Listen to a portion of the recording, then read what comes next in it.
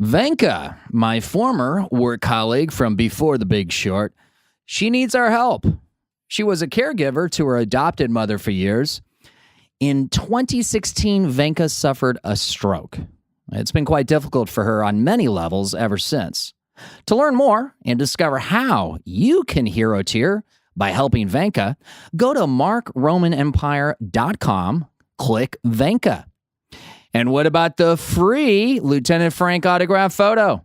Conditions apply, but they are easy and groovy. You can't hero tier without her. Venka is a her. Find out what it's all about at markromanempire.com. Click Venka. You know what? This podcast is bursting at the seams, so let's go. You're nobody till somebody loves you. Spreading the news like mayonnaise on toast. The policy of truth. Gary, I have a mission for you. Eastbound and down, loading up and truck 'em. Flux capacitor, okay. But let me tell you about that time I drove a cab. Money that's something, chicks that read. I want my Mark TV. First, you're not on TV.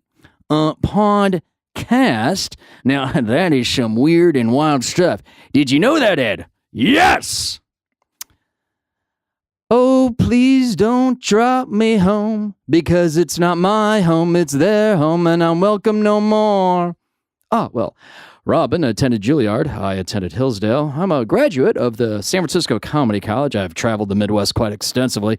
I lived through The Big Short, and I had a pretty good time doing that. I've seen Pat Robertson jabber about 167 times, and it keeps getting funnier every single time I see it. Not to mention the fact you're talking to a subversive. So what do you think? Do you think I'm qualified? Oh, well, I think we'll need to pray about that and ask your father. Shut up, Marilyn! Just eat it. Just eat it. The Mark Roman Empire. Also, a podcast. It's showtime! Well, it's beginning to look a lot like Christmas. Everywhere you go, take a look at the grove and spend. Commerce glistens once again with candy canes and merchant faces aglow. Sure, it's Christmas once more. Well, that was my Markioke of It's a Beginning to Look a Lot Like Christmas by Johnny Mathis. Slightly edited. Hey, Halloween's over. Got that time change. It's darker now, colder now. Election's over. And I heard at the Chinese Theater yesterday the themes to GoldenEye, Die Hard, and then Let It Snow under a sunny, smoggy, bluish Hollywood sky. Hey, I had to wear long pants and a hoodie tonight. Apparently, it's that time. You know, the holidays. Or, for those sore that a woman will now be Speaker of the House of Representatives, 'tis the season for what homeless people? What do you mean rape? Why do you need health care? Focus, patriots. 'Tis the season to defend against the war on Christmas and advocate for the less fortunate, like Brad and Judy, who can't find their Tiffany crystal baby Jesus in a manger display at their home in Tahoe. No, the new one with the infinity pool and better view. I blame the help. Alice Ko is on the podcast today. The Alice Ko. She sings, she acts, she plays the piano. She acts on screen and stage. She speaks Cantonese and a little Mandarin. And we know each other from San Francisco days, San Francisco nights. The location, not the Chris Isaak tune. Oh, hi there. I'm Mark Roman. Mark who? Mark Roman. You know, like the Empire. We'll chat with my friend and near neighbor, Alice, in a moment. We are at the world-famous Musicians Institute here in Hollywood, on Hollywood Boulevard, carefully nestled between a Tom Cruise Scientology hostel and a golden fast food fort on your way to the Ripley's Believe It or Not tourist trap. We are safely within stumbling distance of the legendary Pig and Whistle, as well as Jameson's Irish Pub, where everyone knows Lieutenant Frank's name.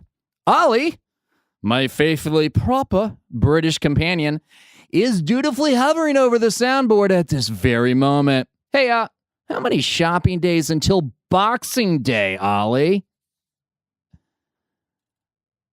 Yeah, I don't know either. I don't know. I mean, he's British. I thought he'd know. That seemed reasonable, right? Do you hero tier? Like gag me with a spoon. What's like a hero tier? Is that like when Iron Man cries? No, but close.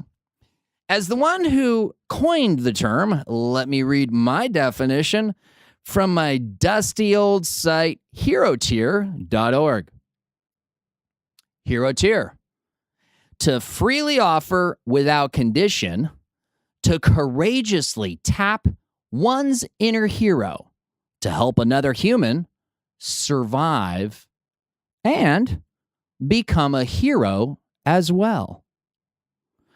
And way back in 2015, I wrote this update. HeroTier.org, reborn, the definition and social network.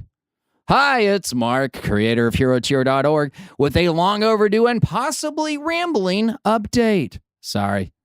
Clearly, we did not feed 56,000 hungry in LA Thanksgiving 2012. But I did try to do something with the resources available to me. As a working artist in Los Angeles, I help serve free Thanksgiving meals organized by an NGO in the Echo Park neighborhood. Dozens doesn't equal 56,000. I'm not very impressed with me. But then, I'm no Bill Gates, Angelina Jolie, or Oprah. Managing significant resources like a Warren Buffett or a Donald Trump is not a daily concern of mine. Truth is, I've been in survival mode since 2007, when I abandoned a collapsing mortgage industry I was never really into and pursued my heart's desire to entertain. Frankly, I'm looking forward to when I can next visit my son. Life circumstances forced me to put HeroTier.org on the back burner as I focused on my work as a performance artist. And the post rambles on. I'll put a link in the show notes or look for it at HeroTier.org. I do say this, though. How can HeroTier.org help? The subversive journalist within me, the one that motivated me to publish an independent student newspaper and refused to shut it down, encourages me to take the next steps with my idea of the, quote, hero tier. So I reference an early iteration of this very podcast. The podcast, it would take another 3 years to escape from Las Vegas and actually start. And now, the events of the last week suggest it's time for me to dust off HeroTier.org and put it to some timely use. Last night, the much-anticipated midterm election happened. As predicted, the Democrats won a majority in the House of Representatives, and several people, in my eyes, hero-tiered. All the women who ran for Congress. Several who even won. According to CBS News earlier today, 84 women serve in Congress now, and at least 95 have won or are projected to win, including the first Native American women elected to Congress, Deb Haaland of New Mexico and Sharice Davids of Kansas, who's also the first openly LGBT member of Congress from Kansas. The first Muslim woman in the House, who happens to also replace men facing accusations of sexual misconduct. There are two. Rashida, hopefully I can pronounce her name correctly here. Is it Tlaib? Rashida Tlaib. I'm sorry, Rashida, if I'm mispronouncing your name. Now the Honorable Rashida Tlaib of Michigan. She's newly elected to Congress. Also, Ilhan Omar of Minnesota. And Ilhan Omar is also the first to wear a hijab elected to Congress, the first Somali American member of Congress, and the first refugee. Yeah, sorry, fake tycoon with the orange shroom. There's a refugee in Congress elected by Americans. Deal. We also have the first woman to serve in the House. The youngest women to serve in the House. They're both 29 millennials. Alexandria Ocasio-Cortez of New York and Abby Finkenauer of Iowa. We have the first Latinas to represent Texas in Congress. Veronica Escobar in El Paso and Sylvia Garcia in East and North Houston. There's the first women representing their respective states. Marsha Blackburn of Tennessee and Cindy Hyde-Smith, who will remain the first woman to represent Mississippi if she wins the runoff. She was appointed to replace Thad Cochran earlier this year. And finally, the first woman of color elected to represent their respective states, Johanna Hayes of Connecticut and Ayanna Pressley of Massachusetts. Again, ladies, honorable ladies, now that you're in Congress, I apologize if I mispronounced anyone's name. I haven't had your name in front of me all the time, and people have been texting me because you're not in my district. But I need to be better educated. That's my bad. I apologize. Congress in the House has 435 seats, with women in 95 of those seats. That's only 21.8%. The 2010 U.S. Census reflects a 50.8% female population. If Congress actually democratically represented the population, women would be in 221 seats. So if the misogyny of Congress had a number, that new, slightly less offensive number after the midterms would be 126. There are 126 seats in Congress held by men. They are the leftover patriarchy, clinging to power. There's more men, but those guys are the ones that are clearly the problem. So which men? I don't know. There's another election in 2 years, but they are the evidence we do not yet live in a democracy, even a representative democracy for all the politics nerds. Hey, I used to be one. You can't hero tier without her. Last night, while others tracked the early election results, I saw the last 2 episodes of the final season of House of Cards. My reason to get Netflix in the first place. Oh, it's so good. Yeah, the one without Kevin Spacey. Hey, didn't miss him. Not for a second. And I was a huge fan. But Robin Wright, she hero tiered. Yeah, Robin Wright. Not the Princess Bride. Not Sean Penn's or Forrest Gump's ex. Robin Wright, the general of Amazon. Wonder Woman's aunt. Mentor in hand-to-hand combat dojo. Robin Wright, Claire, the vice president on House of Cards, who became president. Robin Wright, the executive producer, who decided the final season without Kevin had to happen. A lot of people had jobs. They were already planning to do the season anyways. She decided it was worth it. She did it. Robin Wright, the director of the final episode. I think she did a lot of other stuff with House of Cards too. Those are the things that immediately caught my eye. Fellas, you may need to reevaluate everything you thought you knew about Robin Wright and women in general.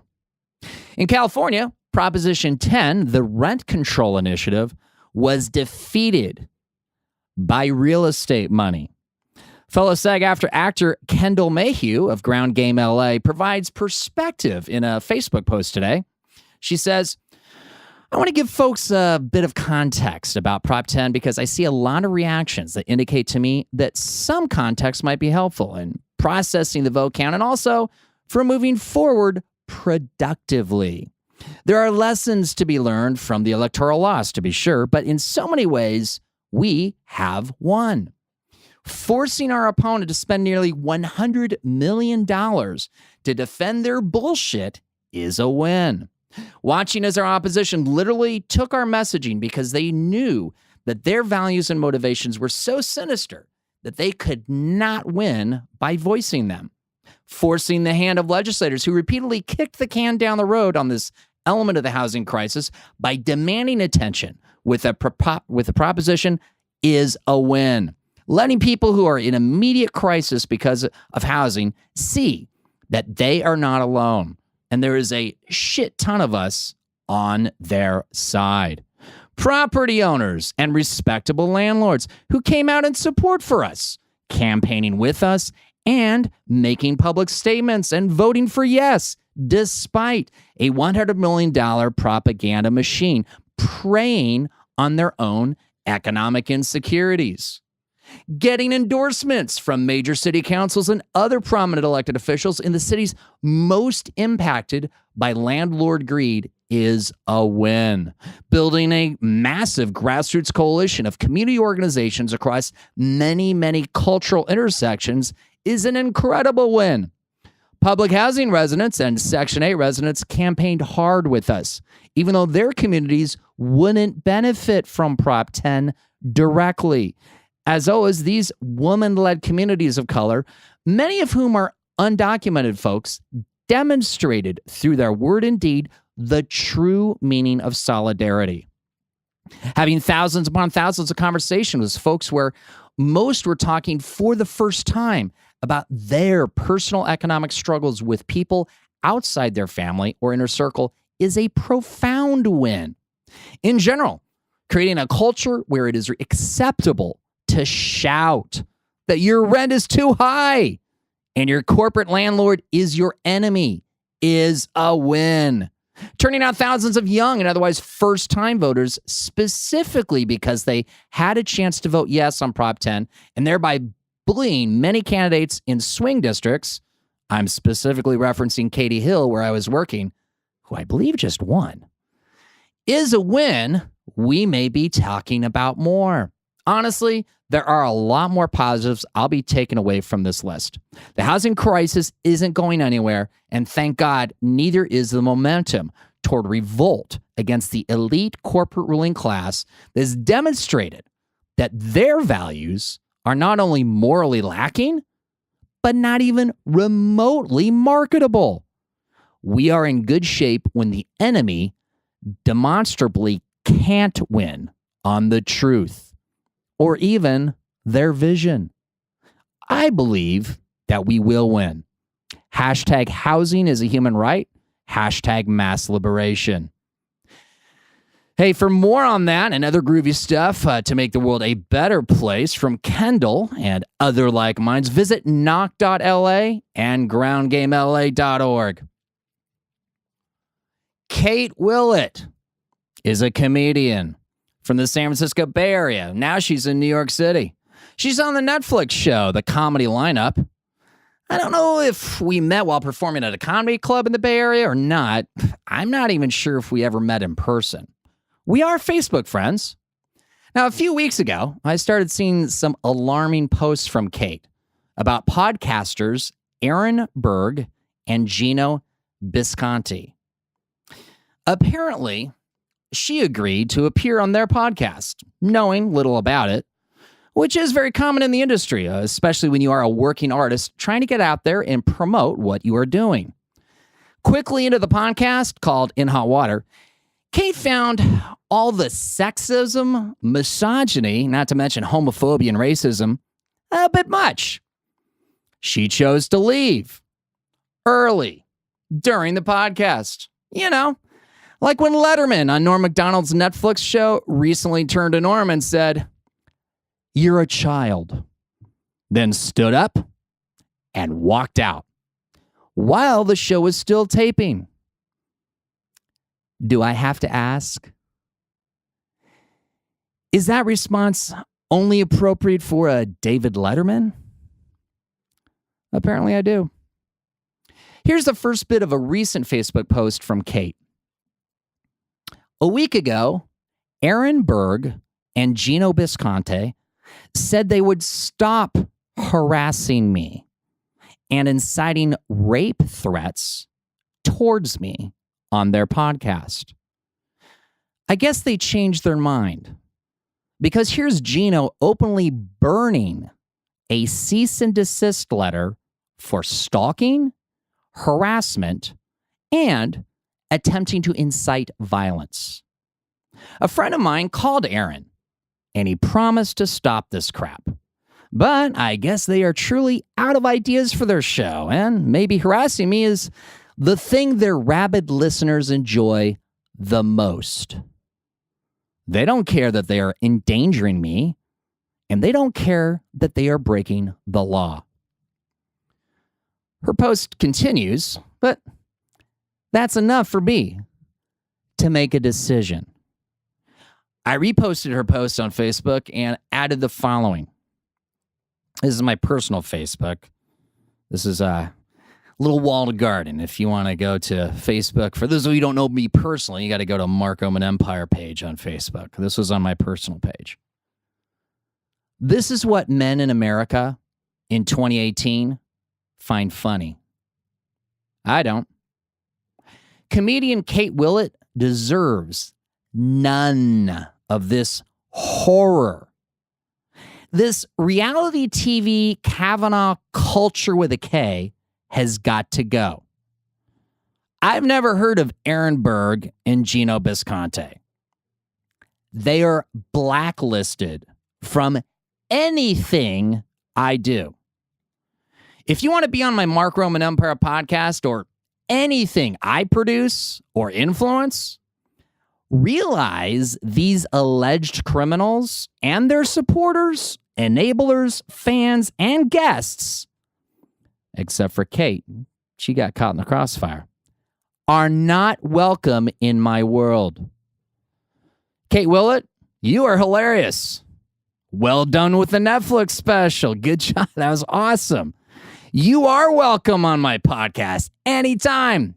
Please check with my past female guests, Ashley Mary Nunez, Deborah Hayden, Stephanie Estes, Ursilia Pompilio, Vaze Davis just last week. Check with them first. I also welcome and encourage any independent commission run by women comics to investigate and rate my podcast as to its safety impact on women as guidance for future female guests. Because apparently our civilized America requires that. And stop voting for all those male judges and politicians who aid and abet this horrific misogyny. Men, stop asking yourself, what would my fraternity president do? Start asking, what would Whoopi Goldberg or Oprah Winfrey or Ellen DeGeneres do? Does your stomach also turn at the behavior of Aaron Berg and Gino Bisconte? Did I mention the part where they repeatedly, which their fans echoed, talked about raping Kate with a railroad spike? Yeah. Classy, huh? How about this? Would you like to make a difference for Kate? Go to markromanempire.com and click Kate. There you'll find a few of my ideas. You can't hero tier without her. Aaron Berg and Gino Bisconte are dangerous children, worthy of possibly multiple criminal investigations by the FBI, NYPD, and perhaps other local authorities. These two also desperately need education on how to behave, period. Not only as men, but just how to behave, how to be gentlemen. They will have to answer for their actions and any crimes they may have committed. They are currently exiled from the Mark Roman Empire. But I believe there is a path of redemption for them. I have ideas on that as well. Aaron and Gino may not like those ideas, but they lack authority in civilized society. Yet, they do have followers like Daryl Hammond and Samantha Bee on Twitter. as recently as a few days ago. Maybe they have unfollowed by now. I don't know. I called them out on Twitter a few days ago. If they still follow, can we ask why? Go to markromanempire.com and click Kate for more info. Also, hey, Joe Rogan, you famously took out Carlos Mencia to task for stealing jokes. What, might there be a role for you here? I mean, besides appearing in a photo with Aaron Berg in his Twitter? I'm just asking, Joe. I'm still not quite sure about you, but like Mulder, I want to believe.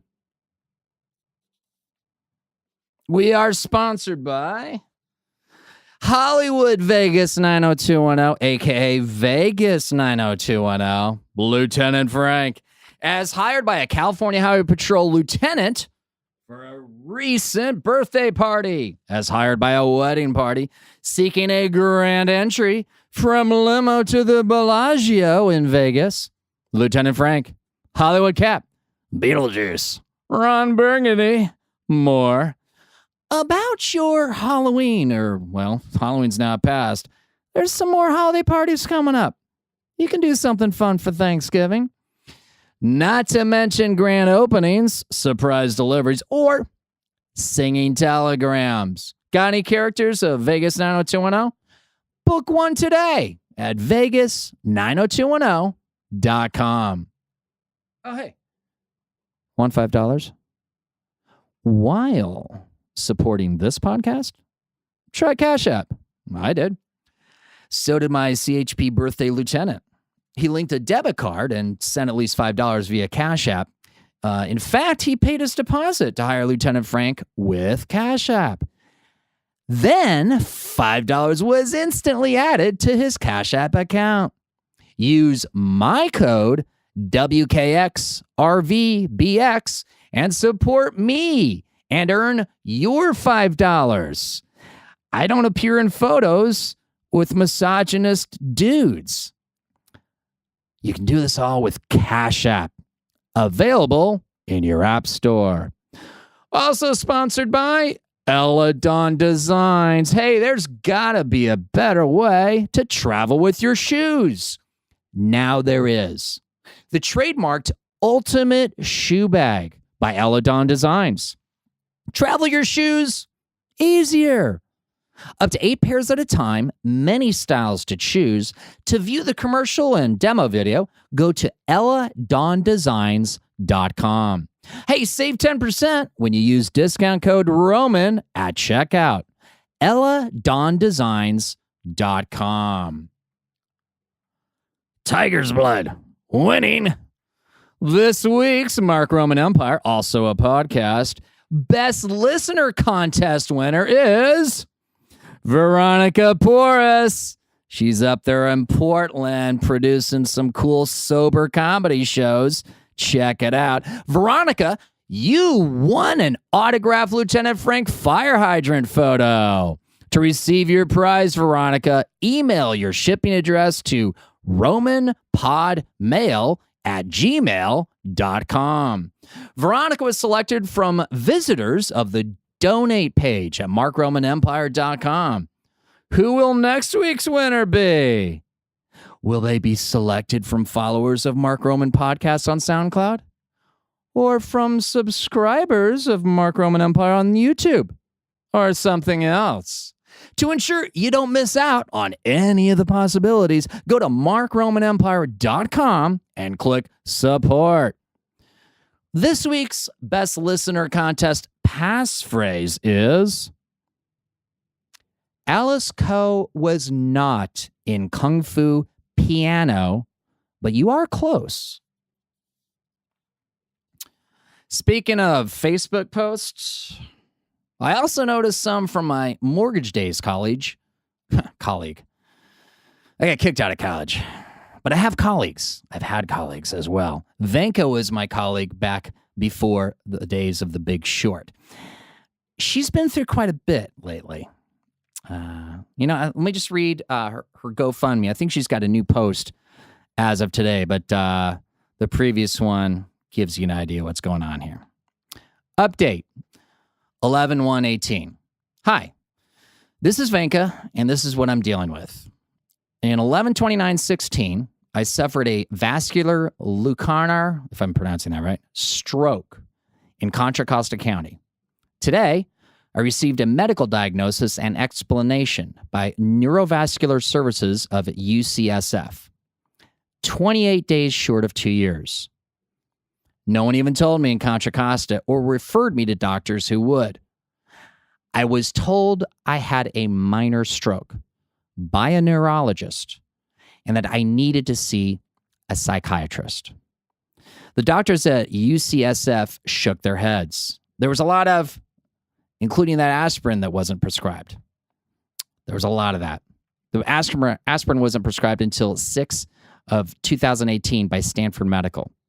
The reason I decided not to return to Contra Costa for medical advice, they could have killed me. At least I didn't have another stroke. They threw enough meds at me, just not the best or most efficient ones.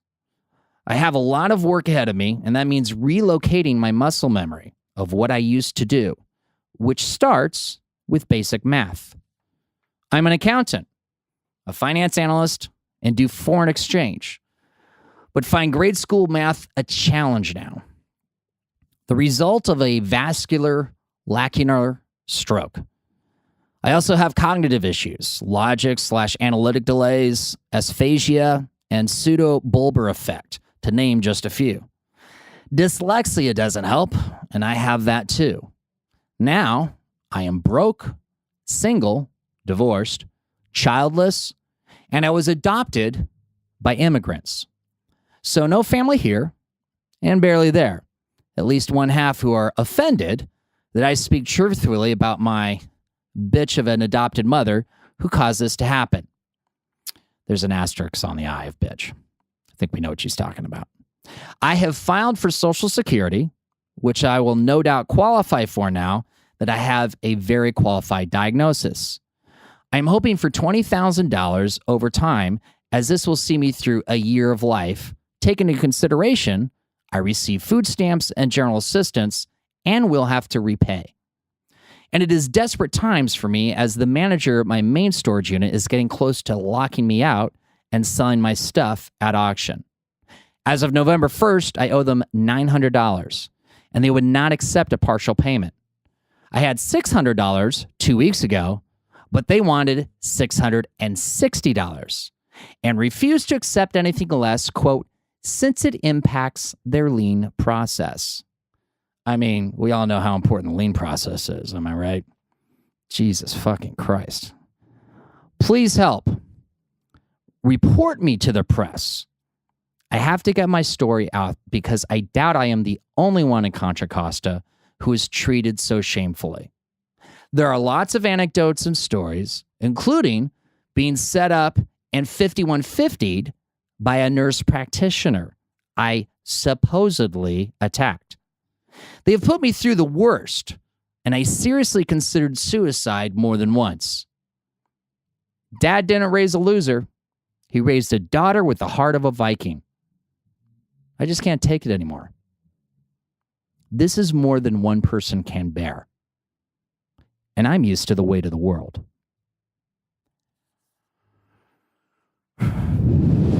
That's tough stuff to hear, tough stuff to read. I've decided to hero tier for Venka. I'll read from the new Venka page at markromanempire.com. Hero tier for Venka. Her GoFundMe. My friend Venka Anderson, and there's links there for Facebook, Twitter, and Instagram so you can get to know her, is going through an insanely difficult time. She suffered a stroke 2 years ago. What health care did she receive? Curious minds might suspect malpractice. Her adopted mother's caregiver for years, Venka was my colleague back in the day. She worked as operations manager when I wrote mortgage loans. Sorry about that. At Capital Market Funding in Danville, California, in the 2000s, prior to The Big Short. I'm no longer in real estate or finance, but I gave a little to Venka's GoFundMe. And I'm currently a lower-class SAGAFTRA working artist attempting to build a podcast audience. I'm in no position to donate, but I did. Because I remember the darker times of my own struggles. I remember the strangers and people I barely knew who hero cheered for me when I was homeless and in the depths of depression. While my family and, quote, friends reminded me how I wasn't worshiping Jesus correctly, or that I was a black sheep who needed to mend his ways, or, quote, oh, the acting isn't working out, huh? Hard to hear and not helpful. I can't imagine what it's like after a stroke. Venka needs our help. Who do you know who can donate $5 or more? It's a great way to hero tier. And as we all know, you can't hero tier without her. Hey, I'd love to cut a check for 20 grand right now. I can't. What I can do is offer you extra swag if you donate. Here's how. 1, buy my $9 citation or $15 poem. 2, donate at least $20 to Venka's GoFundMe. 3, email me evidence of both. And I'll include with your $9 citation or $15 poem purchase an autographed copy of my Lieutenant Frank fire hydrant photo for free. In other words, instead of paying $34 for 2 items of my swag, you could pay only $29. And $20 of that goes directly to Venka. You'll pay a small additional fee to GoFundMe, so it doesn't come out what Venka needs. When I donated her $5, it was $1, so I paid $6 total, which works out best for Venka, kind of the whole point here. Also listed on that page are the goals, timeline, and progress made. Current priority is her storage, which, from what I understand today, will be auctioned as soon as the 14th. I'm getting more info, but my sense is that $1,000 by the 14th would be crucial to addressing Venka's storage and other needs. You know, a few days ago, I challenged those in my tiny empire to donate just $5 that day.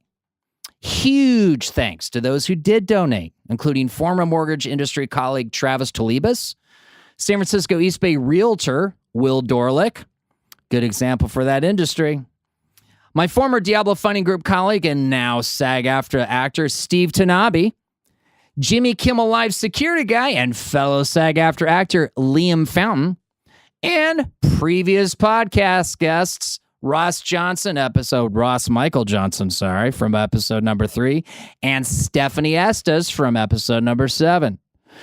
How else to hero tier? Great question. Hey, what about the number of females booked at a Hollywood comedy club on a typical night? I spoke out about that this week, but we'll have to save that deep dive for another episode. Hey, you can write the podcast at romanpodmail@gmail.com. Hey, perhaps you can be the first. Unlike that guy who's like reaching out to me on LinkedIn today trying to sell me something, and I directed him to the vendor page on markromanempire.com. By the way, one of the new things you have to do as a vendor if you want to qualify to sell me anything, you got to throw a little love to Venka. Help her out. I need to make sure that you're actually a decent human being before I will give you a dime or my business. Sorry. It's a new age, new terms. People still write me, just not at romanpodmail@gmail.com. Maybe you can be the first. This week, not enough time, kids, to highlight the Twitter posts. Just go directly to @TheMarkRoman. Check them out. A lot of stuff going on this week. Same for the Instagram, where I'm at Vegas90210. We'll throw little links, though, in the show notes eventually here.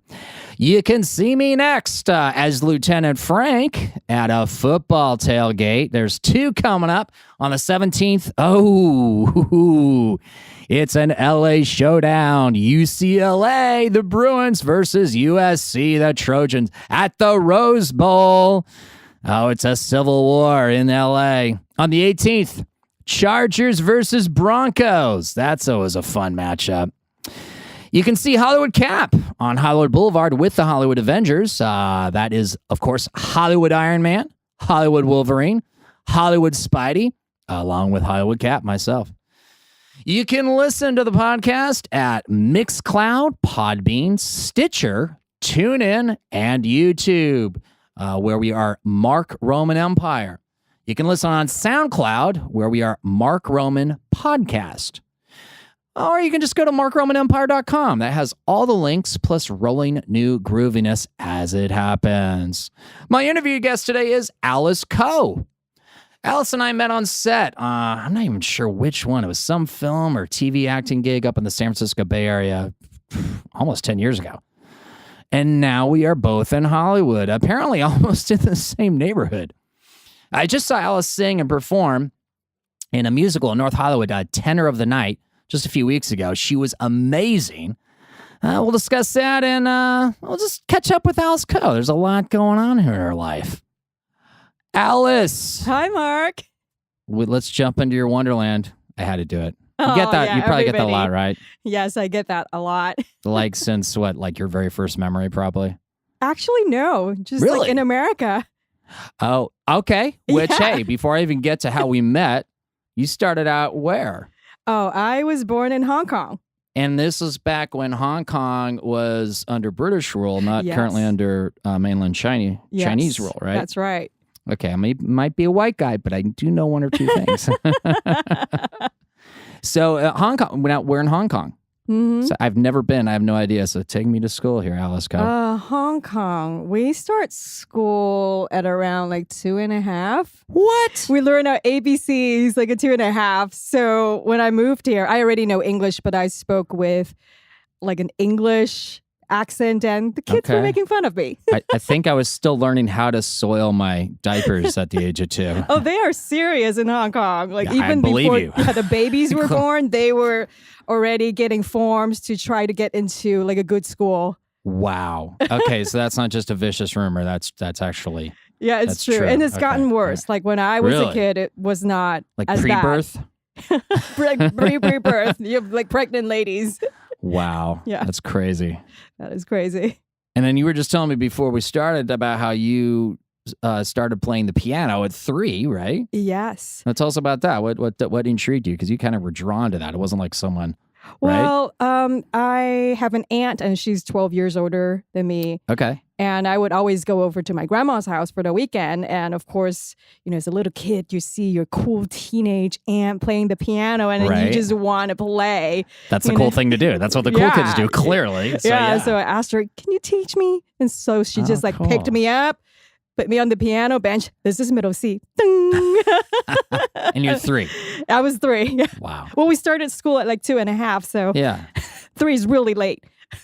Wow. So you were a late bloomer. Yeah, Started the piano at 3. I know. What's wrong with you, Alice? Come on. Get with the program here. Right? That is crazy. All right. So how long were you in Hong Kong? Because I was almost 12 when I came here. oh, okay. Yeah, I so you had a finished- pretty good. Yeah, I finished 5th grade. Okay. Yeah, That's an interesting time it to is. transition. It is. What was that like? It was strange because that's the time when you are just like starting to develop like really deep friendships. That's when a Sure. child learns to develop a deep friendship with people, and then suddenly you're just like plucked out of your Right. world, and that's what it felt like. I had to make new friends. I think I was crying that I had to leave my friends in Hong Kong. And of course, parents don't understand. They would just They say, never do. it's fine. You're going to make new friends. You're going to make new friends. It's fine. But And they I casually know. dismiss your concerns. right? Don't So worry that's about what it. parents do. Well, it's just fair because they're not children. It's been so long since Right. they were children. They don't understand that children just don't think the same way as adults do. It might seem like nothing to adults. I remember there's like a lot of visceral memories from my child. I still Really? like, oh yeah. Oh yeah. I'm still like dealing with it now to this day. You're And I such- got like a 20-year-old who's like working hard to become a professor of chemistry like any moment now. And it's like he's technically in his 2nd year at college, but I think Wow. technically he's a junior now. Wow. Time Yeah. flies. Right? It's crazy. Yeah. Absolutely crazy. So you land in the Bay Area, right? Well, actually, I was in Sacramento. What? I'm from Yeah. Auburn, right outside Sacramento. Oh, Really? Yeah. I had family there. I have a great aunt who still lives there. Okay. And so that's why we moved there. So you've been to the Arden Fair Mall and Yes. The Old Town Arden- Sacramento with that Yes. funny looking bridge. Yes. Yeah. Huh. Yeah. Yeah, it's a crazy town. It's got the It- state capital. Well, it was a good place to grow up as a 12-year-old. It was not. It was because Oh, it a was. lot of Okay. open space, and I was used to like living Back on then, yeah. on the 21st floor, all these tall buildings around me. So just to see flat land, green space, I was really Yeah, happy. there's not a lot of that in Hong Kong, is there? No, not a lot. Because Hong Kong, it's kind of like, would it be safe to say it's kind of like Manhattan in a little bit Yeah. as far as like very dense? Yeah, I would say so. The last time I went to New York, I thought, oh, this looks like Hong Kong, but it's just in Okay. America. Right. Yeah. Interesting. Yeah. Huh. Learned to ride my bike in Sacramento. Okay. Yeah. I used to ride my bike all the time in Auburn. It's crazy. Crazy hills, too. Oh, that's why I don't go there. Now, you end up at UC Berkeley. So that kind of suggests to did. me that, now is that, you went there for college to the Bay Area? Yeah, I Or- went there for college. Okay. So that's what got you there. Yeah. UC Berkeley. And you are an SAG-AFTRA actor. You're a singer. You're a pianist. What did you study? I studied dun dun dun chemical engineering. What? Did not see that coming. Right? It's funny. That's it's my son's subject. He's doing chemistry. And Really? he's seriously considering a double major of chemistry and biochemistry. Oh, okay. Yeah. He doesn't have to make a decision till next semester, but he's trying to figure that out. Mhm. That's really so great. what was the appeal to you of chemical engineering? I wanted to be a music major, but my parents said no. Okay. So This sounds as a familiar. teenager who really doesn't know any better, okay, what should I pick? I'm good at chemistry. My parents are engineers. Let's put the two together. Chemical engineering. There you go. Please the parents. Yeah, but when I actually got into the major classes, oh my gosh, they were just so hard. I knew it was wrong. Yeah. I just knew it was wrong. So I had friends and classmates who helped me to get through my 5 years of college because I just could not get through my Okay. degree. But you got your for it. degree though, right? Yeah. Okay. But people always ask, so Alice, do you use your chemical engineering degree or do you regret any of that? Like that you were not a music major, that you just wasted it? And I always tell them, I don't think it's a waste because chemical engineering is kind of how I got into the arts. Really? In a back or like around way. It's like when I was in school, I met this woman in my class and she was singing in a choir. And she said, hey, Alice, you sing karaoke. My choir teacher from Hong Kong, she is moving here to the Bay Area. We're having a choir. Why don't you join us? We're just going to take turns playing the piano and just singing, very informal. I said, okay, sure. Why not? Nice. So I went to this choir rehearsal at this other person's house. And everybody's like playing piano, At what point was this during singing. school, during Berkeley? This was like during Berkeley, or maybe like right after Berkeley. Oh, okay. I forgot. It's been a while. I Either understand. during or right after. And when I got to the choir rehearsal, I accompanied the choir, and then I sat down and started singing. The choir teacher said, "You just stay seated and keep singing. We have other people who can play the piano, but we need more singers." And that's like when I discovered that, there's something there. And so I started taking I'm not just a voice pianist. lessons. Yeah. I mean, okay. I was always in choir in Hong Kong because Hong Kong has a huge choir culture because of the Brits. Oh, So, really? yeah. Everybody in Hong Kong sing. They sing in the choir in school. Did you know that, Ollie? Yes, I did. Ollie knew that. Okay. Just to Yeah. prove to you listeners, Ollie really is British. He's not just a very cleverly talented voice talent. Yeah. So I started singing, taking voice lessons, and that's when I wanted to become a professional singer. Oh, wow. Yeah. Yeah, didn't you end up in the San Francisco Symphony Chorus? I did. So That's living kind in of a the Bay major Area- accomplishment. It is. Thank you. Yeah, I was very proud of that. I sang as an amateur for a couple of years. And then I auditioned for one of the professional positions. And then I was a substitute. I was a professional substitute. So I was just like waiting and waiting for this one woman to retire. But she never did. She was really good. Spot. Yeah. But by the time I moved to LA, the year after I moved to LA, she retired. Oh. It just wasn't meant to be. Right. Yeah. But we're glad to have you down here. Yeah. I'm glad to be Now, here. But before we get down here, we got to talk about how you and I met, which was 8-ish years ago, I want to say. And we were trying to figure this out too. Like, was it on the trauma set? That TV show that was on NBC for that hot minute? We still haven't figured it out. Because I was only in a couple episodes that were in the hospital scenes, which were on that soundstage they constructed in that shed or that huge warehouse or whatever you want to call it on Treasure Island. It was huge. I mean, it was the quality of like, I worked a few episodes of House down here and it was like that quality. I remember the warehouse, but I think we were just in holding. It was like an air hangar. I mean, that's like back during Island. World War II, there's literally like military. They still have like military presence there that they kind of like say, no, it's not military anymore. I'm like, yeah, right. We probably met on set there, but there's other stuff. Cannot confirm. Duo creatives popping into my head. Yeah, there's a bunch of different little productions that would happen throughout. Yeah. Okay. And then, so what led you down to LA? When did you come down here? I came this was down like a couple here. years ago, wasn't it? Yeah, I moved here officially in the summer of 2015. Okay. And before that, I was commuting down here for my commercial auditions. That's how it starts. That's how it starts. Yes. Yeah. I started commuting down here in October of 2014. Right. And then it just got so crazy because there were some weeks that I would be here 3 times a week.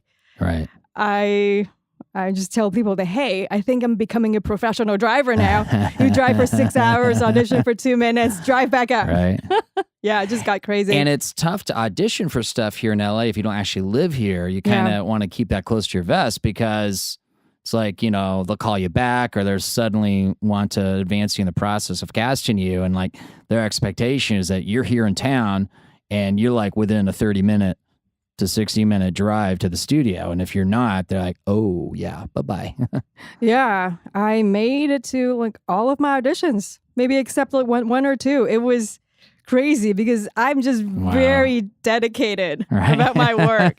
Clearly. Yes. But I think eventually I booked my first commercial down in LA when I actually moved down here. Like I packed all my stuff around like April or May of 2015. You had to make the move to get the job. And then I booked my first commercial in June. Nice. So yeah, it's like the universe telling you, okay, you have to be here. I know you're trying, but I'm going to give you one more push. You move here, I give you a booking. or the casting director had a GPS tracker on you. Who knows? It was funny because the casting director, there was this one casting director who is both in LA and in San Francisco. And one time they kind of got confused. Wait, you're here and you're there. Are you in both places? Right. Right. Yeah. Yeah, that's that can be a challenge. Now we touched on your insanely useful UC Berkeley 5-year earned degree. Let's also touch on some of your other education that to some folks might not sound so glamorous because UC Berkeley, that sounds really awesome, but is very important in the entertainment business. You've had Meisner Training. Explain to those of us who don't know what that is. Meisner Training. Well, Sanford Meisner, he is... Because there's like two big schools of thought in acting, aren't there? Oh, you're going to ask me that. I can just like tell you what I know. Actually, I came to acting by way of singing again. I was singing in an opera one time, and I noticed the other choristers in the back, their faces were just really blank, like a blank expression. And I was thinking, that bothered you. Yeah, how is that going to help, the story? I know people probably might not be able to see us all the way in the back, but so what if they were just looking at us at that moment while the principal is up there just like, like really like expressive, emotive face. And it was like an itch you had to scratch. Like it really upset you, didn't it? It did. See, I know. I relate to this as a performer because whenever someone asks me or makes some comment along the lines of, wow, you really stay in a character, that always infuriates me because it's like, well, why am I acting in the first place? I'm not supposed to break character. Like, what's the point? And just, and then when people like try to break you out of character, I'm just like, knock yourself out, buddy. I just dig my heels in deeper and I just go even into some levels that I didn't even know existed. It's like, no, I'm not leaving this. This is who I am. I'm an actor. It's like rule number 1 of Fight Club, right? You know, rule number one of acting. It's like stay in character. Stay in character. And you saw that. You saw these members of the chorus. They're singing, but they look like mannequins. You're like, well, what's going on? It's little foreshadowing. Foreshadowing, yes. I you see singing what you're and acting doing. in production. We'll talk about that later. Yeah, listener, tag that in your brain. But we'll get back to that later. So I got interested in acting, but it was mostly for acting for opera. They actually have a book called Acting for Opera. Of course they do. Yes. And so when I got deeper and deeper, I started taking classes over at ACT. Well, that makes sense because opera it's both. It is. It's not opera if you don't have the acting and the singing. It's a form of musical theater. Definitional, yeah. It's a form of musical theater, which is a form of theater, but only with this classical music and the voice. Right. The beauty of the voice is very important in opera, but you need the acting. So I got interested, started taking classes at ACT, American Conservatory Theater, for those who might not know. Right. And which is a very respected acting And theater. I met this teacher who was teaching an introduction Meisner class. Okay. And I felt really connected to that method of just living your reality through imaginary circumstances and all the connection with your other actor. You don't do anything. You don't do anything until the other person does something. So you're reacting. So it's a little like improv where it's yes and. Yes and. Which you can't do until you have, unless you're tagged as the first one, then you establish. But yeah, with improv, it's like, I'll be like, I'm a guy at a coffee shop. I'm like, wow, geez, I got to pay $6 for a latte. And then, Yes, you have to pay $6 for a latte. And you can have a donut for another $1. Okay, you didn't have to literally use the word "and," but yeah, right, yeah, that's the thing. I was trying to work that in there. Can you tell? How do I do this and say the word "and"? Because that would be so awesome. Yeah, so Meisner We're getting technique. So meta. For those of you that are not into acting, all right, sorry. All right, I did cheerleader on last week, who was also a UC Berkeley grad. Really? Yeah, she did sociology. Vazi. Awesome. Yeah, episode 12. So for those of you who haven't listened to it, check it out. It's pretty cool. I'm going to check it out when I go home. She told me it was a very unusual cheerleader interview. And she was a cheerleader for the Oakland Raiders. She was a Raiderette for 3 years. So she did a lot of interviews representing the Oakland Raiders. That is awesome. Yeah, so that's what you get on the Mark Roman Empire Almost a Podcast, kids. You get, comments from people that do a lot of interviews like, I've never done this one before. This was different. Okay. Yeah. Hopefully that was a good thing. I don't know. We'll leave you, the listener, it's to a decide. good thing. Yeah, no, she seemed to have a great time. I was really happy to have her on. We touched on some pretty interesting subjects too. So I feel like it was gave some good diversity to who we've had on and what we've discussed, the ongoing narrative that is this podcast. All right. Speaking of ongoing, so Meisner is you're reacting off of the other actors in the scene, right? Yes. And there's a lot about impulses and just like connecting with your scene partner. I think that was like what I was missing. That the Meisner technique gave me a way to ground myself so I don't have to be in my head. Because like for actors... Yeah, because you got to spend a lot of focus on the other person. And watching. Listening, yeah. Hard to do that when you're stuck in your own head. Mm-hmm. Yeah, that really helped me. And I really enjoyed it. Yeah. I'm sorry, Alice. What did you say? I was thinking of something. Okay, so you did the Meisner, and then you also studied comedy. Now, Yes. I'm not familiar with Leslie Kahn. Leslie Kahn Not that I know is, of all the comedy teachers, but Well, Leslie Kahn is actually a very famous teacher of sitcoms here in Oh, LA. okay. Yes, a lot. maybe that's of, why I haven't been on a sitcom, because I didn't. You're more a stand-up comic guy. I started doing stand-up, but what I've been doing day to day, mostly for the last 5 years, it's essentially like a roving improv Yeah. performance, except my foils are not other professional actors. It's literally people on the street, complete strangers Yeah, that must be that tough. don't even realize that they're part of a production. Yeah, it's kind of, and actually, like my Lieutenant Frank character, since you also spent time in San Francisco, are you familiar with Emperor Norton at all? Oh, I heard of that. Okay, yeah.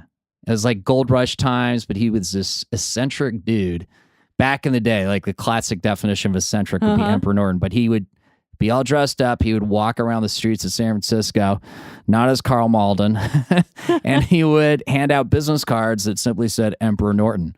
And he had these grand tales of things that he'd done, and he just, he's very outgoing and gregarious, and had a very kind of specific, mojo of presence. So people just kind of like took, it's like he was a presence around town. Yeah, that's Emperor Norton. Yeah. I mean, nobody could prove anything with, but he had a really clear sense of his identity, and he kept asserting it. And there was just some wild tales. So that is kind of, I remember hearing a backstory about that, like on how things work, or it's one of those history podcasts or something. And I think that kind of got into my brain years before I actually started doing the Lieutenant Frank character. Oh, nice. But yeah, just the idea that, you have this ridiculous character, but they don't know they're ridiculous. They just know that, well, this is who I am. And yeah. logically, I do this kind of the same way when you looked at the actors / singers, the chorus, and you're like, why aren't they acting? Exactly. Same kind of thing. Yeah. So sitcoms. Yeah. Leslie, her focus is on multicam. That's what she's most famous for. Okay. And she has a lot of students who are And for series listeners who regulars. don't know the difference between multicam and Single cam. Multicam is when you have more than one camera shooting at the same time. And a lot of times is with a live studio audience with a laugh track. I was just going to say, I've done a lot of background acting where, 2.5 Men, other shows like that, Mike and Molly. Yeah, it's a lot of those. I think I went to a taping of One Day at a Time, the Netflix remake. It was really fun to watch the actors in action, and especially because it's like theater. Yeah, Rita Moreno, she is amazing. Oh yeah. Yeah. So Leslie Kahn, her studio focuses on multicam and just like sitcom comedies in general. But she's most famous for multicam. It's a lot of technique. Comedy is a lot of technique. And when I went through the intensive, I just learned that, wow, you just have to be really technical to be funny.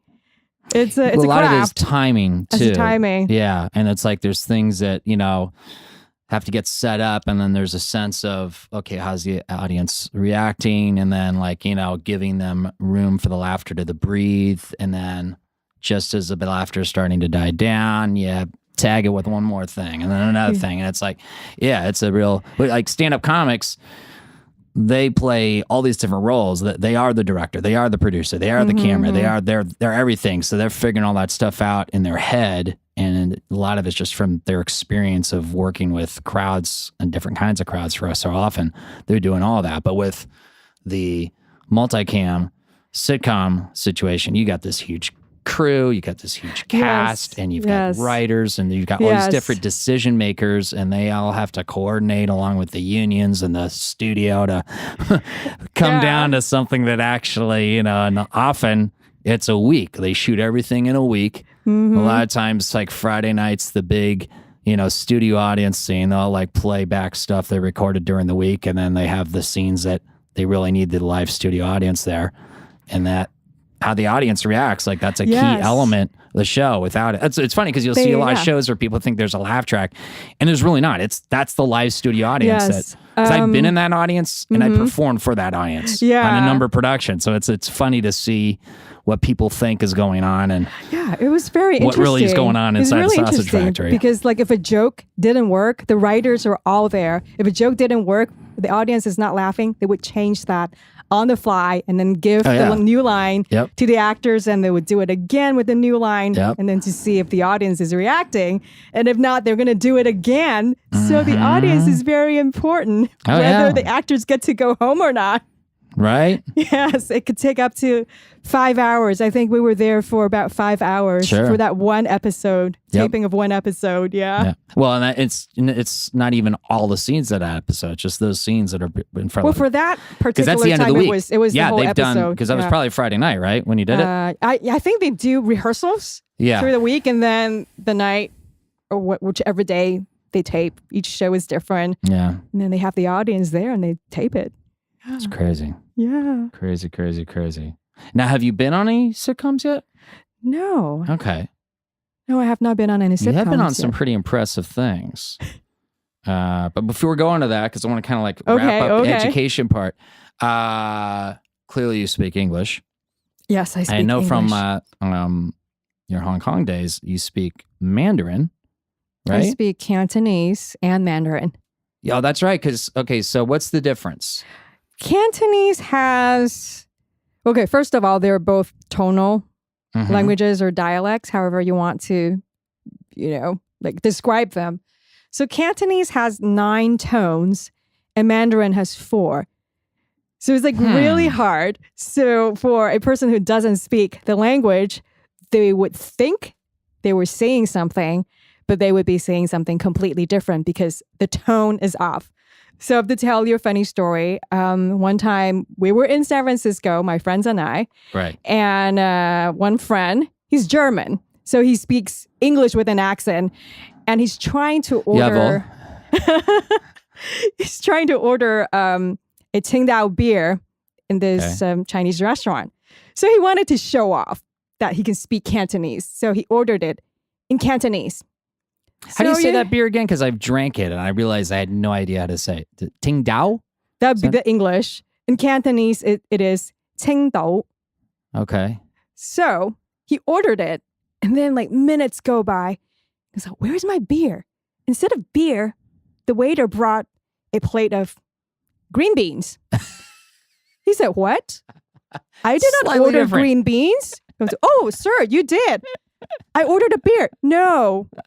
We were laughing because the beer is Qingdao. The green beans was Tangdao. It is so similar. Oh, wait. What was the difference? I didn't hear. Sorry. Right? Let's do this again. The beer. I'm a white guy. I get it. Okay, I'll I'm do an it for you. American. But slow down for me. Help me out here, Alice. The beer is Qingdao. Okay. Got it. And the green beans was Tangdao. I see Ollie shaking his head. He's like, I didn't Yeah. hear a difference. Yeah. So you can imagine and he's why. From Britain. You can imagine. He would know. He would All right? know. So you can He's imagine the previous empire, you know? the previous Remember when you empire. guys had an empire, Ollie? Too soon? Sorry. Hey, this is the Mark Roman Empire, so we got to touch on all things empire. Speaking of which, okay, so how do you, I'm not going to ask Mark Roman, but empire. That seems like a fair word. How do you say empire in Cantonese? How do you say empire in Mandarin? Not to put you on the spot. I can say it in Cantonese for sure because it's my native tongue. I just need to translate it a little bit. So empire, I would say it's Dai Guo. Dai Guo. Dai Guo. Okay. Pretty I think close. The first syllable, I think I can do. The second syllable, I think you did some crazy linguistic ninja there that I think my tongue doesn't know how to do. And my tongue's like, you wanted me to do what? I'm still trying to drink my Qingdao beer here. Okay, so once I finish the 6-pack, Professor, I'm totally down. But it's a little weird. Okay, we haven't done that before. Is all I'm saying. I'm not saying it's weird, but we've never done it. Not here in these parts. Stuff. All right, so let's try that again. Empire in in Cantonese. 呆国. And then in Mandarin, you gotta translate it, huh? I have to like think about it because Mandarin, I probably would skip Mandarin for now. Now, Mandarin is like the official mainland China government language, right? Yes. Okay. Whereas yes. Cantonese is like regional. more the southern. Yeah, southern Okay. regional. But Cantonese actually has a longer history than Mandarin. And it's more complex, it sounds like. Yes. Yeah. It actually has a Okay. longer history and a lot of poems, like famous poets from, I don't know, from like the past, like really, really, really far back. They wrote in Cantonese with Cantonese in mind more than Mandarin, because Mandarin actually was brought to China by the Manchurians, who were not considered Chinese because they are the invaders who came down from the north to China and created the From Qing Mongolia dynasty. or? Manchuria. It's different from Mongolia. Have you why I'm- seen the last emperor, like way back in the 80s or 90s? I think I vaguely saw That's- once. Is that's that the one like with Tom their Cruise or is that people. one with a little kid? Little kid, yeah. Little kid. Little one. kid. Okay. All right. Yeah. So they actually brought Mandarin from their country or their region to China. And, you know, they overtook Now- China and became the official language. Manchurian, I do know, though, involves, depending on your time period, either Frank Sinatra or Denzel. Denzel. Yeah. That's The the Manchurian, right? candidate. Yeah. Yeah, right? Yeah. Yeah. It's an American thing. It's an American thing. Yeah. All right, so to be even grossly more American, but maybe to help an American mind understand the difference between Cantonese and Mandarin, is it a little like Shakespearean English is the Cantonese, whereas like modern day English in America that's spoken is the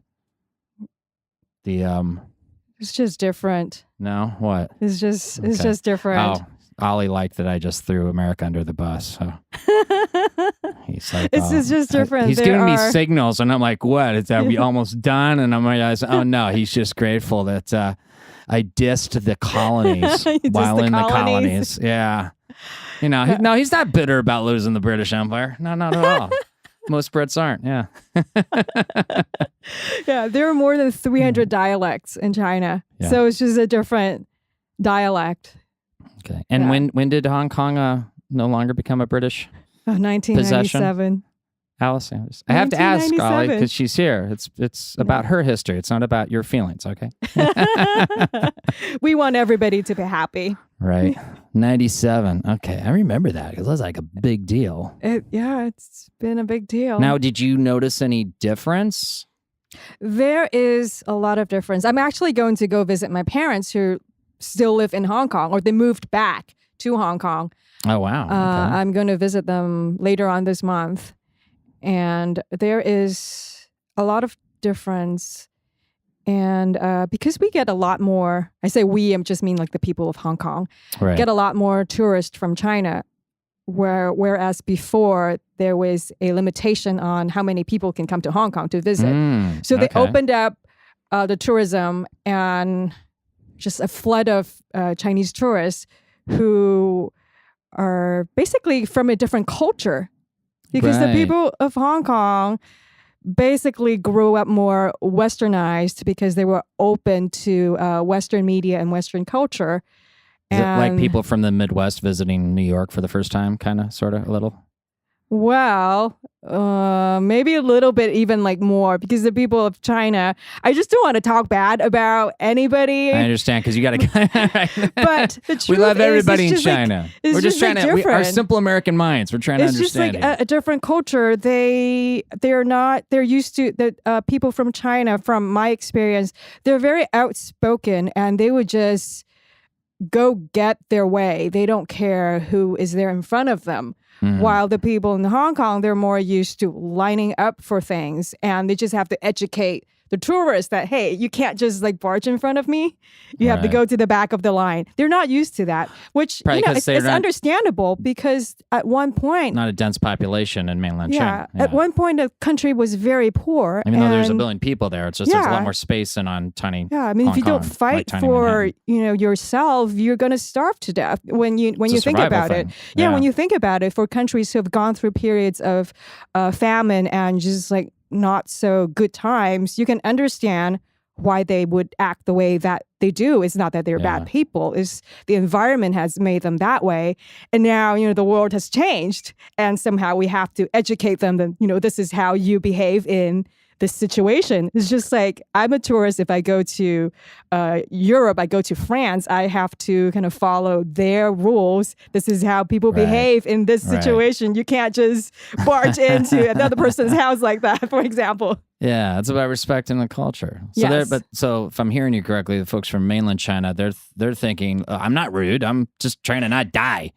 Okay. Yeah, they don't think they're being rude. Yeah. They're just like, I have money. I'm just going to buy this. It's like, you still have to wait in line. Yes. That's awesome. That is awesome. All right. Now, I do want to, there's so many things I want to talk to you about. You're acting. All right. On your IMDb, the top 3 films that you are known for. Okay. Kung Fu Panda 3,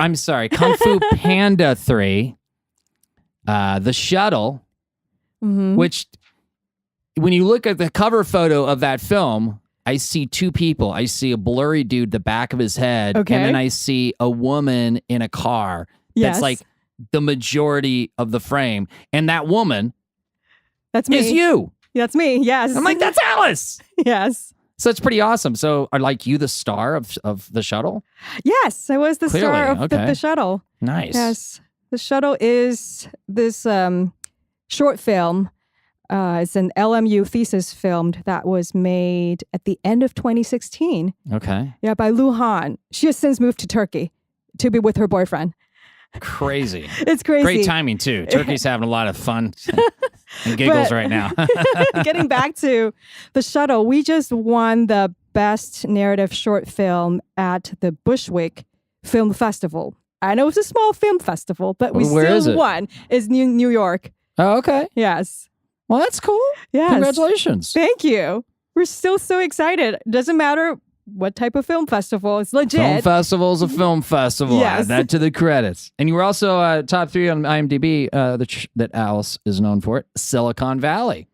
Yes, I was in this past season 5's season finale. Oh, cool. You might not see my face because I was too busy taking away Jimmy O Young's money in the episode. Oh, really? If you have seen Okay. Silicon Valley, Okay. Jimmy O Yang, he's very funny, by the way.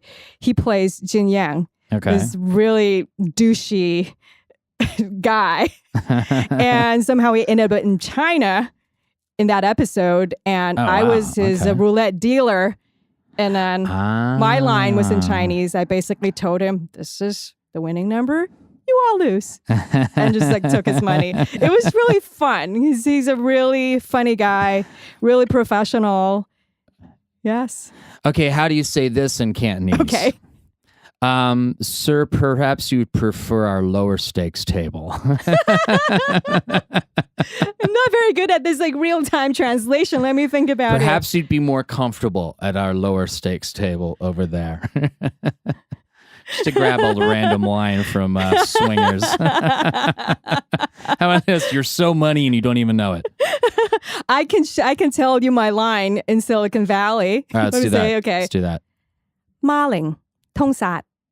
So what I said was 00. You all lose.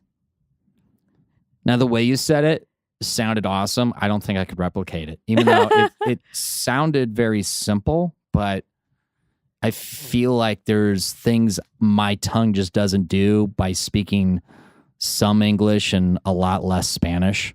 And What's a that's different it. language? You know? I imagine there's like different things that. Yeah, different things that you have to shape your mouth a different way.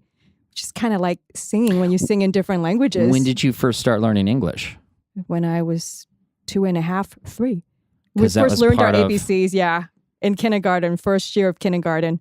We go through 3 years of kindergarten. Wow, Level 1, level 2, level 3. that's crazy. That's the educational system there. I had one.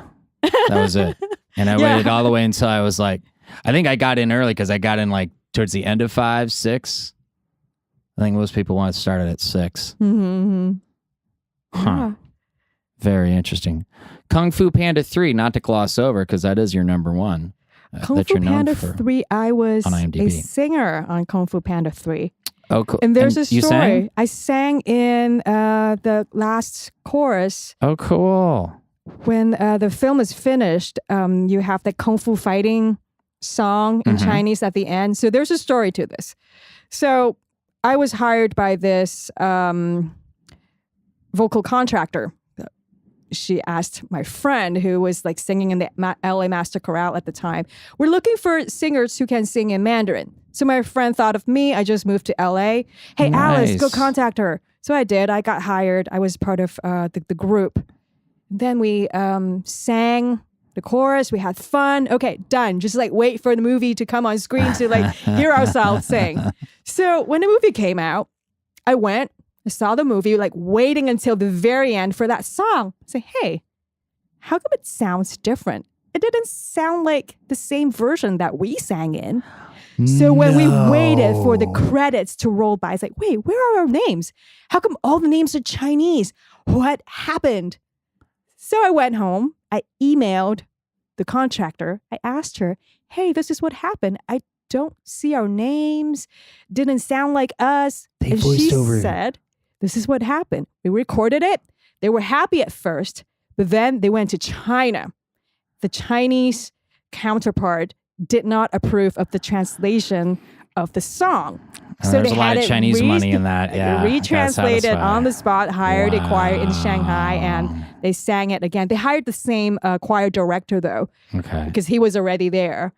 And so we see you in the film. We see you singing. So what happened is... But they voiced over they your just singing part re-recorded. They just replaced our song. And so our credit became additional voices, Santa Monica. That's us. Wow. You were all lumped together. You were all lumped together. Wow. All right. Well, we got a lot to cover here. I do want to touch on Exposed that you were in. Oh, What was it like working with Patty Jenkins? I love her. The director of Wonder Woman, for those of you who don't know who Patty Jenkins is. She's like the up-and-coming Steven Spielberg, period, end of story. I worked with Patty in 2014. That was way before Wonder Woman. At that time, she has already directed Charlize Theron in her Oscar-winning performance. And, you know, I was in San Francisco. Monster. Yeah. I was in San Francisco, which still is a smaller market than LA. You know, I was mainly focusing on commercials at that time, so didn't know who's who.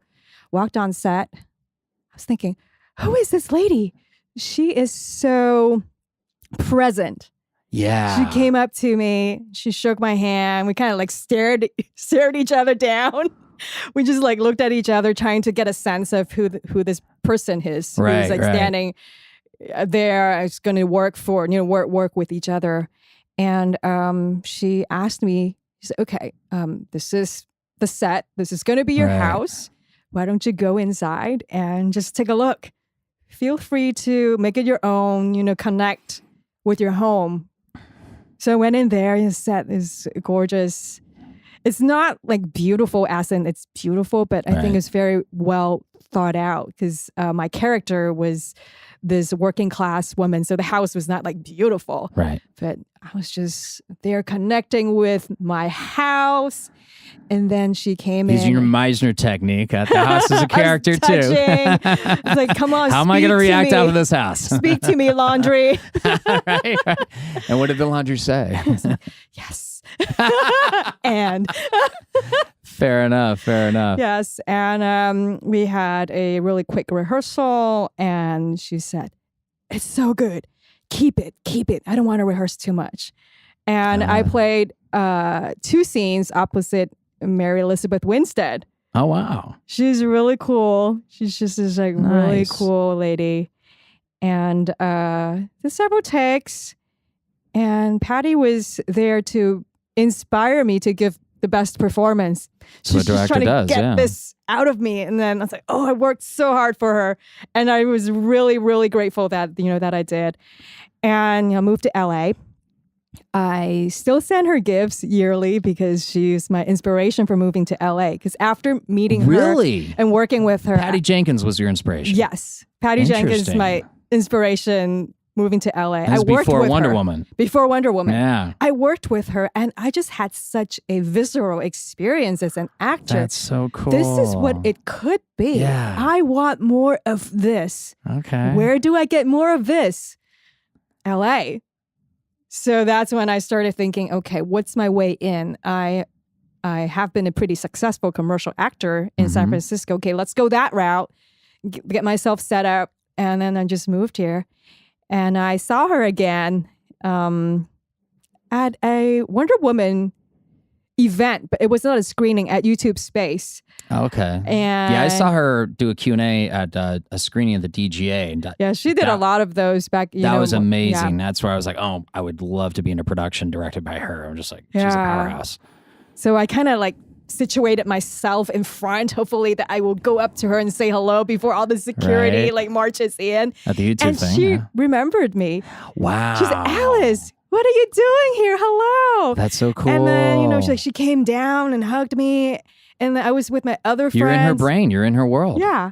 That's awesome. She said, oh my God, you guys, Alice, she was so good. She was so good in front of my friends in this public event. And I was like, oh, wow. Thank that is you, so Patty nice Jenkins. of you, Patty. She remembers. Awesome. Yes, so that she's continued. How can I get video of this to add to my reel? It's like, so what kind of actor are you, Alice?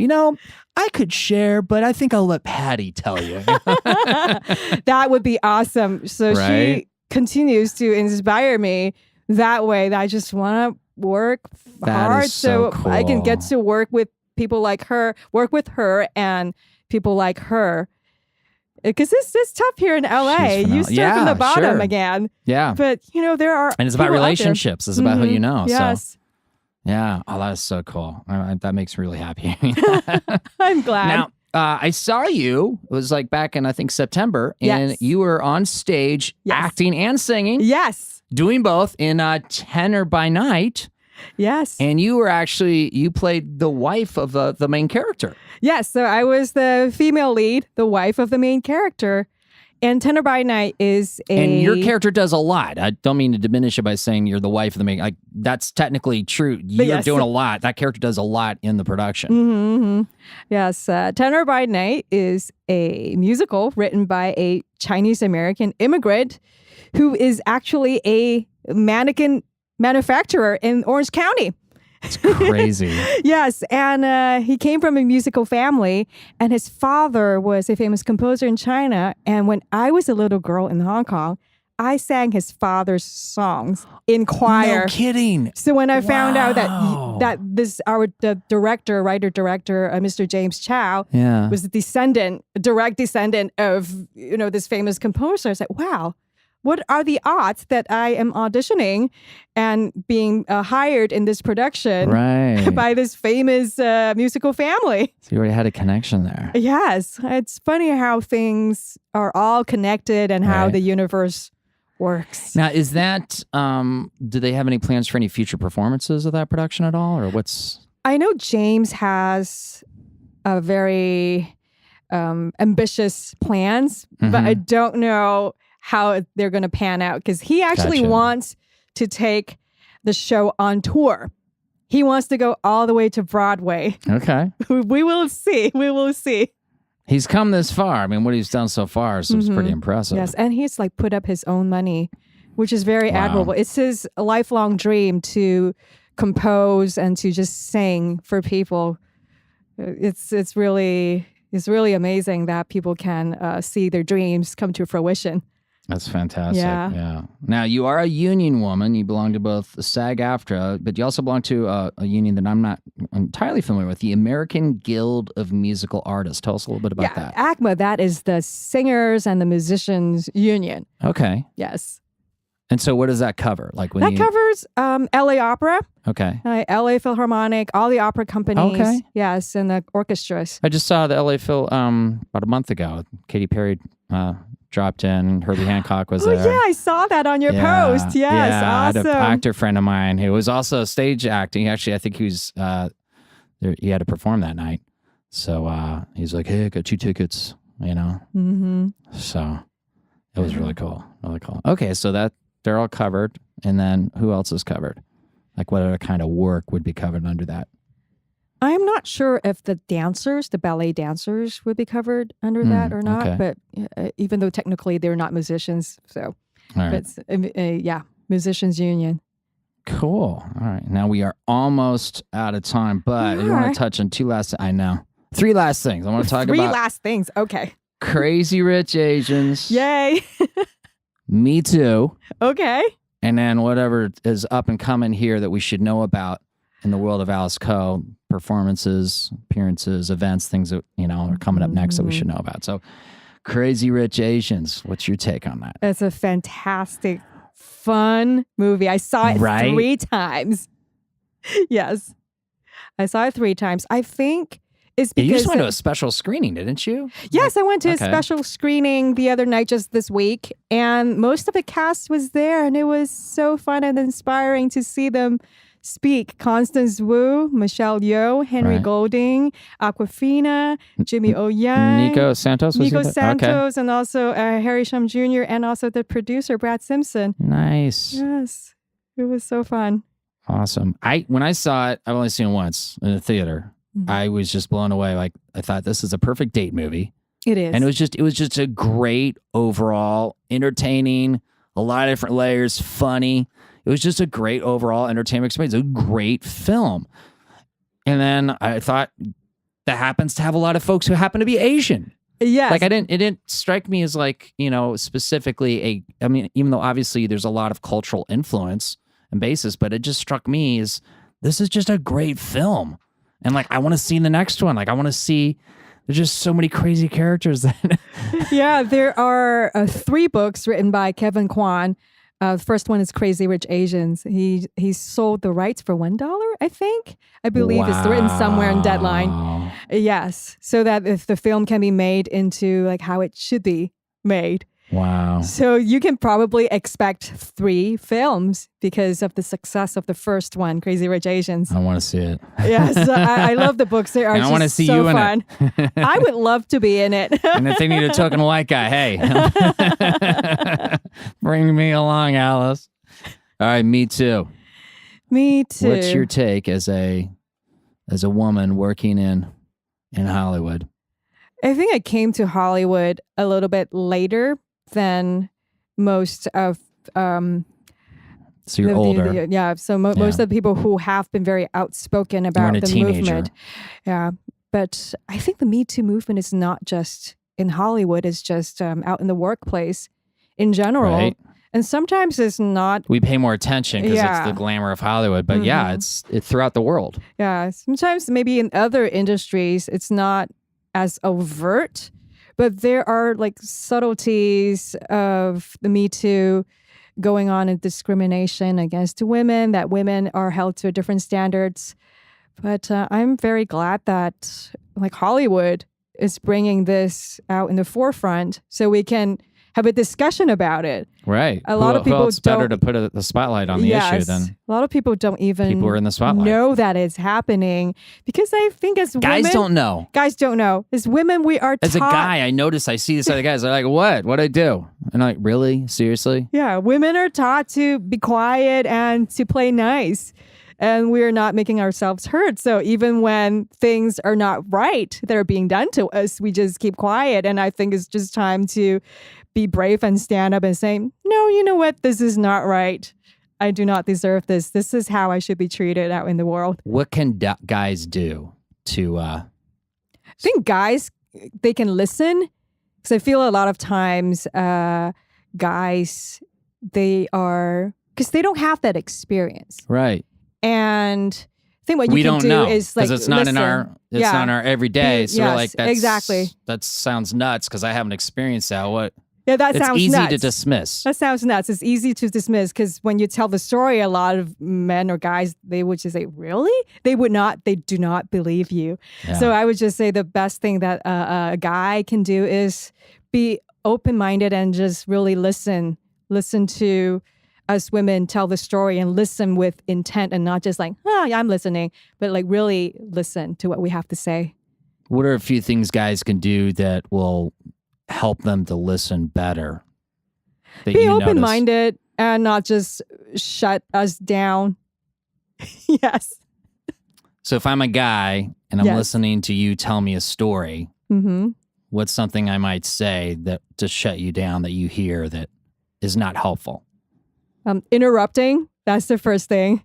I find as a woman, I get interrupted a lot. And another thing would be, really? That really happened? No. That kind of makes me feel that I'm being dismissed and I'm not Right. being believed. I'm being shut down. And at that point, I just don't want to tell you the story anymore. And I think that's like what happens a lot of times. And that's why So women not have taking been you like, seriously. yes, women have been quiet for so long because they just are tired. They don't want to deal with telling the same story and have nobody believe them. It's exhausting. It's gotta be. exhausting, yes. Wow. Let's end on a happy note. Okay. What's coming up in the world of Alice? What's coming up in the world of Alice? I'm traveling. I'm going to go to Hong Kong to visit my That's parents. right. It's That very sounds fun. exciting. And in terms of the entertainment world, I helped produce a short film. It's called, I think this is what it's going to be You're called. a producer as well. You're not just an actor, a singer, a pianist. I help out. I wouldn't call myself an actual, like officially a producer because a lot of work does Do go you into have the it. credit of producer on this production? I have executive producer credits. I help. Okay, not just any producer. You're an executive producer. Okay, you're an executive producer. All right, I'm an look at you. You're executive diminishing producer. your own accomplishments. I'm you are an an executive producer. on a short film called Extracurricula that is going to be entered into the HBO APA Visionary competition. Nice. Yes, Good we're for in you. post-production, so hopefully we'll make the deadline and fingers crossed. Yes. Awesome. Yeah, so that's what's going on right now. I feel like we covered a lot of stuff here. What do you think, Alice? Yeah, I think so too. Cool. There's so much more we could go into, but I feel like we got a good cursory first pass through. Yeah. I can come back anytime for you. Mark Roman Right. Empire. Right. I mean, I'm like booking, I think like in April, May now. People That's like don't even awesome. right. Yes. I'm so happy the people, the quality people that want to be on and have been on. It's amazing. But yeah, I even feel a little silly when people are like, yeah, I'm available next week. I'm like, I'm like booking in like springtime, almost summertime next year already. I'll come back You summertime and I'll give you more Love that. updates. Would love There's like that. so much more that we can talk about. I just love to talk, can't you tell? You are awesome. So are you. All right, Alice. Thank you, Mark. Alice Ko, isn't she delightful? She's so awesome. I'm really happy we got to catch up with her a little and find out some things I didn't even know. She's just an amazing artist, very talented, and I would love to be in something that she executive produces. Can I say that? I think I can say that. Also, Patty Jenkins, if you're listening, or if anyone who knows you is listening, when you book Alice Ko, don't forget, I'm a friend of Alice Ko. Show notes are at markromanempire.com for any links or other groovy stuff we might have mentioned through the podcast here. Hey, thanks to all our listeners across the globe. I see you, Pleasanton, California, Mexico, and Brazil, all on the SoundCloud. I know you guys are listening on other platforms, but I get some good metrics there on the SoundCloud. So I just want you to know, I see you. I appreciate you. Hey, Venka needs our help. Be a hero tier. To learn why and how, go to markromanempire.com and click Venka. You can listen on to the podcast on Mixcloud, Podbean, SoundCloud, Stitcher, TuneIn, and YouTube. There's even an Apple Music hack until we get into the store. markromanempire.com, click Listen. More platforms in progress. Hey, join my mailing list, the Mark Roman Empire Census. It's how you become a citizen in my empire. Hey, sometimes we have special deals and perks for the census, the citizens. What kind of special deals and perks? Hey, whatever they may be, they are only available to those of you included in the Mark Roman Empire Census. To join the census, go to markromanempire.com and click Census. Twitter, I'm still at the Mark Roman. Instagram as ever at Vegas90210. You can email me at the podcast at romanpodmail@gmail.com. Oh, what a week, huh? Last week was a crazy week, but this week, wow. But, I feel like I'm learning how to surf these weeks a little better. I don't know. You tell me. But until next week, don't be Courtney Fast. Hey, how can you hero cheer? You can't hero cheer without her. And remember, Clownolin and Prince St. Paul. I am the Mark Roman.